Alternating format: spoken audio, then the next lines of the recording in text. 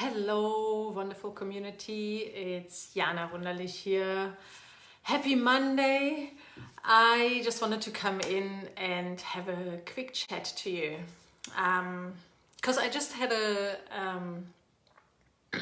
call with a friend and became aware that she went back into a relationship that she had a bad, toxic relationship that she had gotten out of, and she decided to go back in. So what does that have to do with us? I have just been thinking about how much that is related to us and our relationship with ourselves and our nonprofits. So where am I coming from? I actually had, I have been in a really toxic relationship myself. So I know how that feels. I know how hard it is to get out of that. And I'm not minimalizing the problem here. It takes a lot, right? It takes a lot to walk away from that when you're in it, right? But when you're actually out and you're healing slowly and you're processing things, then to actually go back into one, it made me really, really angry. And so I've been thinking about what is it? What is that? And the only thing I can come up with is, it is familiar, right? It's familiar that that space and how we are experiencing the world in this relationship is familiar. We're also believing that we're trying to change things, and we're believing that things will just get better, and the person will change and things will get better. Otherwise, why would we go back to that, right? And we also tell ourselves it's better than an alternative. It's better than being alone, for example. And we don't know what else is out there. So at least this is familiar. We know what we are up for, and so that's why we're there. And that's why it can be scary to walk away. Now, chances are, if a person has treated you badly, they will do so again, no matter what. Because if you're not coming from the same space, if you're the same person that was in the relationship before and goes back into the relationship, chances are nothing will actually change. Now, that's where I can draw a real parallel to the nonprofit world, right? Because that's exactly what we're doing to ourselves. When we are staying in the situation that we are in and we're not doing anything about it to change it, except for acknowledging that it's bad and talking to each other about how bad it is, and then we're just accepting that's just what it is, and we keep being in that situation.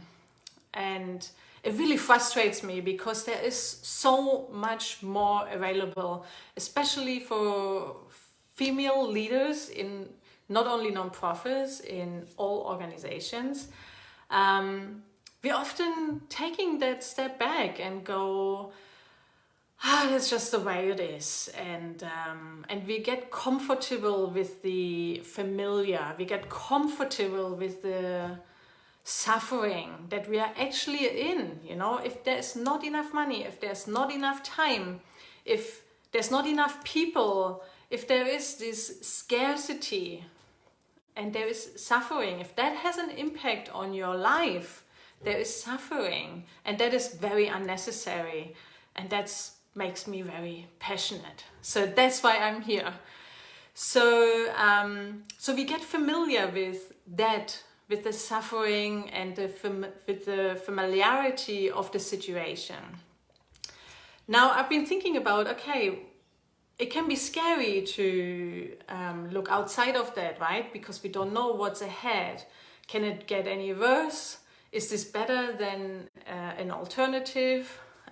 If we try something else, where does that lead us? You know, what do we need to sacrifice to get there, and so forth and so forth. And that's, you know, perfectly normal. Of course, you know, that you need to think about your alternatives. But I'd like to invite you to think about the opportunities in that as well, because I think that is what is missing in a lot of situations. I've seen it on some of my calls that I had with people, and I've seen it in lots of conversations that I had. It's that we become so comfortable with the situation and we forget to think about the positive alternatives. You know, sometimes it's easier to think about, okay, that's my situation, at least it's better than this. But we forget that there is also the other alternative of how much better can it actually be. And we forget to dream, and we forget to look at goals that are actually outside what we can even imagine. And that's what's really missing. So have a look at what situation are you actually in? How is that affecting your life? If you do want to make a bigger impact and you feel barriers around you to doing that, it's usually one of those three or all three: not enough people, not enough time, not enough money. And that creates this tension. But tension is good, but we need to break through that tension. And if we stay in the familiar, we're not actually making any effort to break through that tension. So the only thing that will keep pulling us forward into something else is actually by being really clear of where we want to go.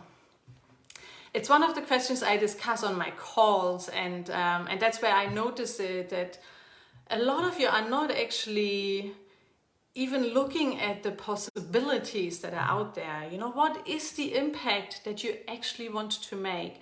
Where do you want your life to be? How do you want your life to look at? How would that look like? How much time would you have? How many people would you serve? How many people's lives are better off because of you? How does that impact the world, your community, your family? How are your kids better off? How does that change anything? If you are actually earning more money, how does that impact everyone around you and you specifically? So get really clear on where do you want to go? What will be your ideal scenario in life? How would that actually look like? What do you actually want? We never ask ourselves that, or we rarely ask ourselves that. What do you really want? We always look at everyone else and how we want to change their lives. Yes, look at that. But also look at what do you want for you and your life and your family, your children, your partner, your love life. How do you want that to look like? And why? And that's really important, because these are the things that will drive you.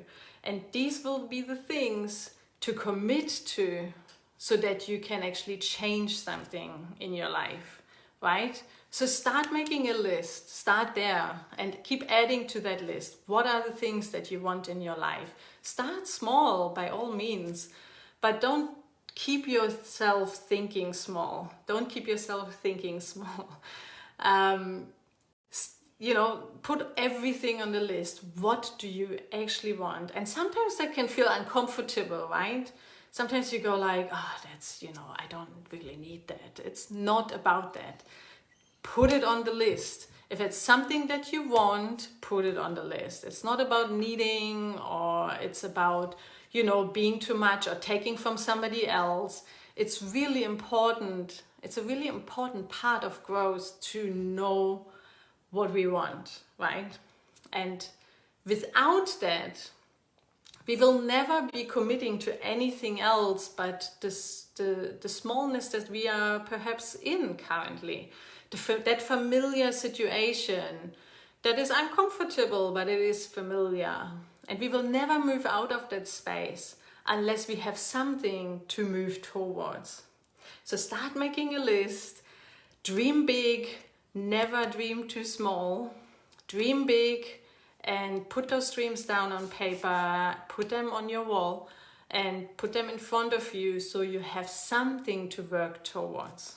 All right, that's my message today. I will speak to you all soon.